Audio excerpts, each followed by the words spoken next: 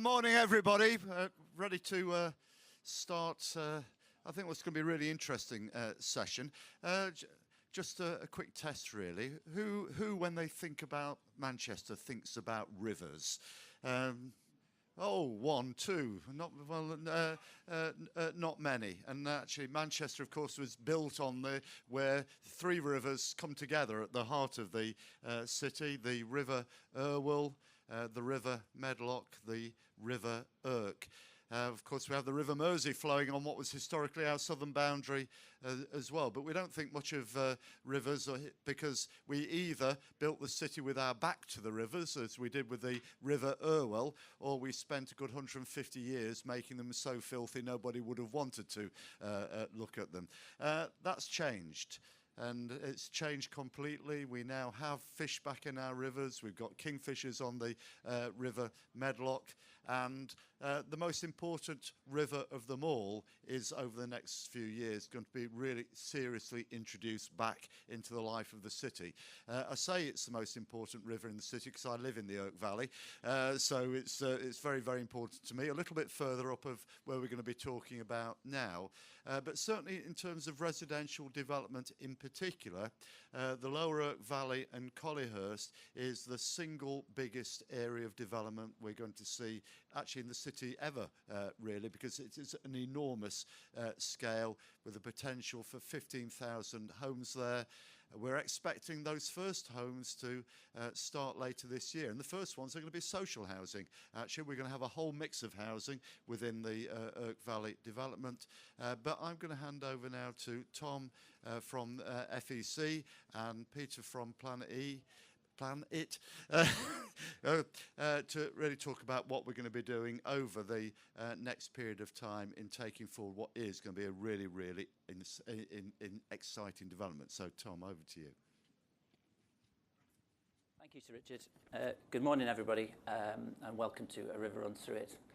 Today marks a really important milestone in the evolution of the Northern Gateway project, as today is the first time that we've spoken publicly about our ambition for Northern Gateway and some of the emerging themes that are coming from the master planning process. When I was first asked to come and work for FEC, I was quite intimidated for a couple of reasons. The first is the scale of the Northern Gateway project. As Richard has said, it's absolutely massive. And with that scale comes a great responsibility to ensure that the legacy is right for both FEC, for Manchester, and for the existing residents who live there. The north of Manchester could perhaps be accused at times of not punching its weight and fulfilling its potential. But there is a huge scale to it. And just in terms of that scale, the site is actually 155 hectares in size. That's 390 acres. To put that into context, if you were so inclined, you could put Old Trafford into it 221 times. I'm not sure Piccadilly Station could cope with the influx of people from the south, but you could do it if you wanted to. Northern Gateway offers the city centre an opportunity to expand naturally northwards, and in doing so, activate New Cross, the Lower Irk Valley and Collyhurst, and connect and activate its neighbours, Miles Platting, Monsall and Cheetham Hill. In time, as Richard has said, we think that the area could accommodate up to 15,000 new homes and be a huge contributor towards the city's residential growth strategy and be a key important factor in continuing to attract the best working talent to the city region.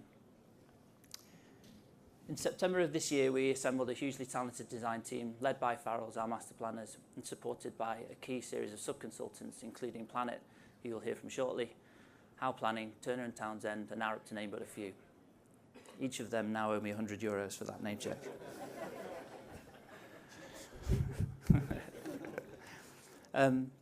The team has come together and collaborated fantastically well and begun to craft an ambitious but deliverable vision for the Northern Gateway, one which we look forward to delivering over the coming weeks and months. I'd now like to show you a short film which sets out our vision for Northern Gateway. Rivers have always been at the heart of communities and drivers for change and growth. Centuries ago, one river in particular, the River Irk, was key to Manchester's industrial revolution. This long-forgotten river valley, lying at the northern gateway to Manchester city centre, will once again be the catalyst for pioneering transformation. Along 2 miles of unique landscape, communities will be connected, reinvigorated and established, from Victoria Station to Queen's Park, unlocking 390 acres of opportunity and creating 15,000 new homes. This will be a place for everyone. Bustling urban neighbourhoods where established businesses and new ventures will thrive. A multimodal transport hub creating new connections, acting as a catalyst for local growth and providing access to jobs, leisure and recreation opportunities. Built around families, vibrant communities will emerge with parks, new schools and healthcare facilities. The Irk River Valley will be a green artery, bringing nature into the city centre. At the heart of this vision is a River City Park, where lush, green, open spaces will promote walking and cycling, a model for healthy city living, which will be a part of everyday life. This is one of the largest and most exciting regeneration opportunities that will enable new and existing communities to thrive for generations to come. Welcome to the future of the Northern Gateway.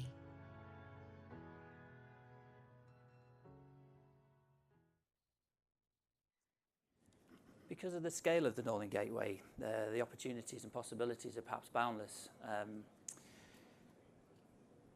And at the heart of the master plan, there are, however, 5 core themes which tie everything together, and they were alluded to within the film, and I'd now like to touch on them in greater detail.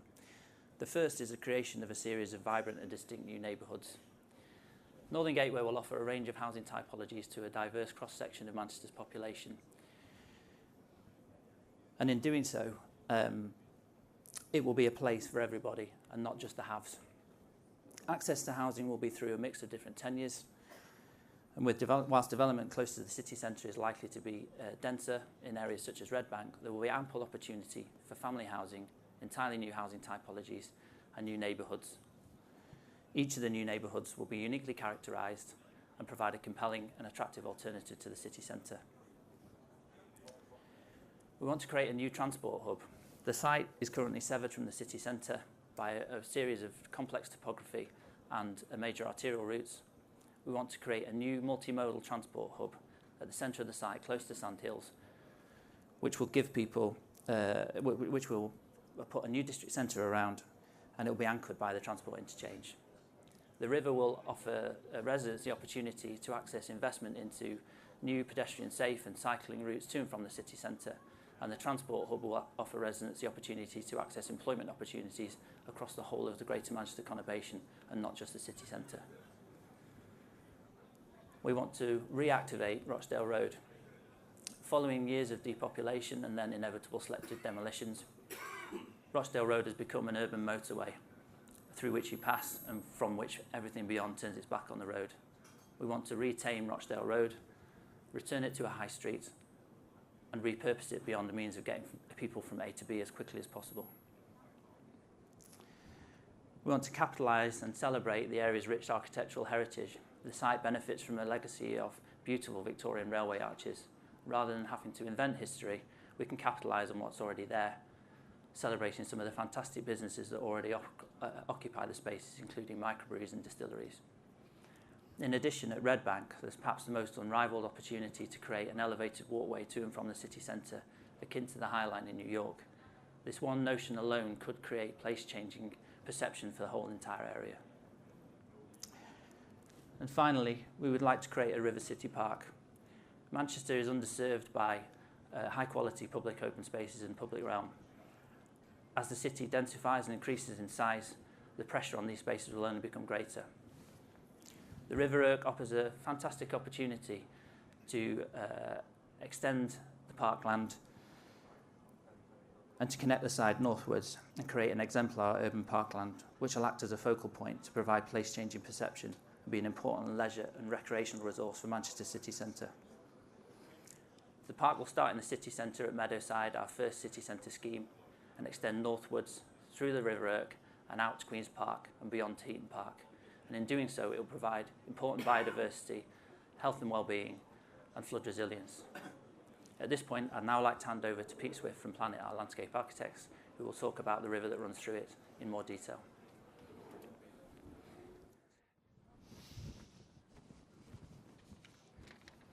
Thanks, Tom. So you've heard that the ambitions are great and the vision's clear.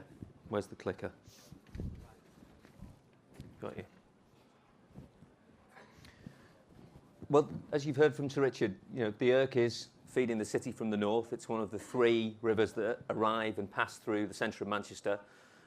Ourselves and Farrells and Arraps have looked to harness that power, and not just as naturally good infrastructure, but also to capitalise on those natural challenges, particularly not least the floodplain, as it will push us to create active design solutions that work with it rather than against it. So, as we say, it kind of hides in plain sight, the Irk Valley. And what we mean is it's always been there, and it lands in the heart of the city, adjacent to one of our 2 major railway stations of Victoria. You can see from this photograph that it remains predominantly untouched. The Irk Valley is a unique urban ecosystem. It's a key component of the city's green and blue infrastructure. It's a part of our natural capital. Here's John, who's a member of our team, Advanced Planning Chris Boardman's Cycleways and Walking Networks. And again, the valley represents many opportunities as well as challenges, not least the point of overcoming challenges of topography and the idea of prospect. And you can see here the industrial archaeology and heritage that Tom referenced, but there you go, picked up by our greatest painter, L.S. Lowry, as yesterday you found out, Salford's greatest painter. He's immortalised the Irk Valley already. So, we think of the river as the structuring element. A lot of projects tend to look for the glue, the thing that hangs everything together. But the Irk doesn't just bind the River City Park, but it binds the entire network of neighbourhoods that will surround it.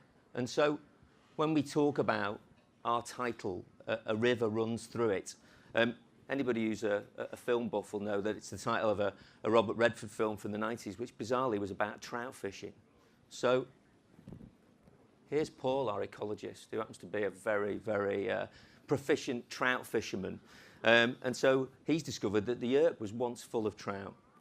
So we're going to bring them back. Yeah, we're going to re-establish the population, and in turn, we're going to create our own population for the Irk Valley. One that bustles with flora and fauna, teems with life and activity, human and natural, but focused around growing a healthy city. So our ambition's simple in a way, I guess. It's to activate and extend, drawing on the very best global exemplars that have used rivers and discharge rivers in industrial settings to bring city rebirth to life. So we've looked close to home, the Lower Lee Valley and the Olympic Park. Further afield, our Chinese clients have directed towards wetland projects over in China that have done similar things. We've looked across the pond to North America, whereby resilient networks have been created around existing infrastructure and rebalanced and recapitalised these natural assets for good growth. Again, Berlin and Germany harnessing those industrial heritage elements that make places great. And so the River City Park is structured around 3 tiers of landscape infrastructure. In the base of the valley are a series of natural wetlands. They rise to the woodlands along the slopes and culminate in the grasslands on the top that will connect the neighbourhoods across the valley. So the River City Park creates an order around which a new network of neighbourhoods will emerge. And as Tom and the film has said, it will be a place for everyone.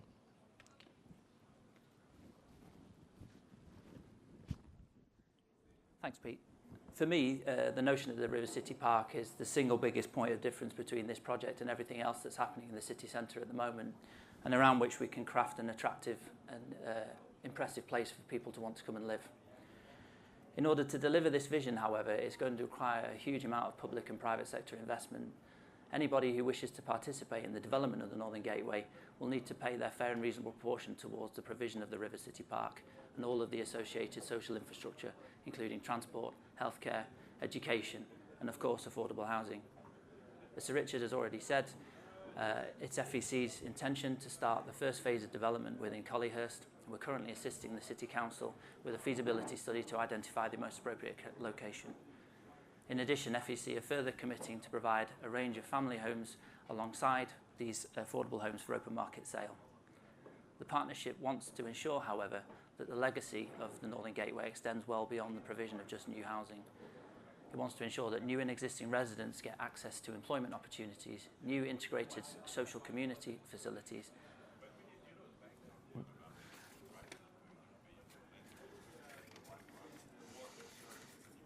and of course, the most amazing City River Park. The partnership will now embark upon a period of soft consultation with key local stakeholders as it builds towards a period of formal consultation later this year.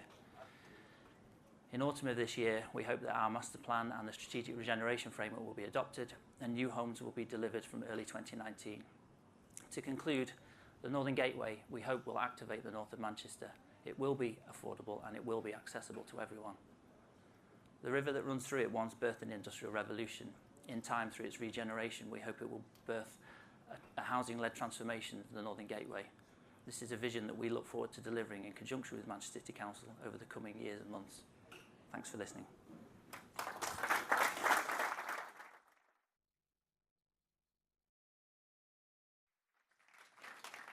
So when I first moved to North Manchester, the Irk used to turn blue quite regularly, but that's because of dyes that used to get dumped into it. It's now going to turn blue again, but in a very different sort of way. I think this is going to be a really transformatory project. We talk about transformation a lot. This will completely change the nature of North Manchester. So can we thank Tom and Peter for an absolutely fantastic presentation. Thank you.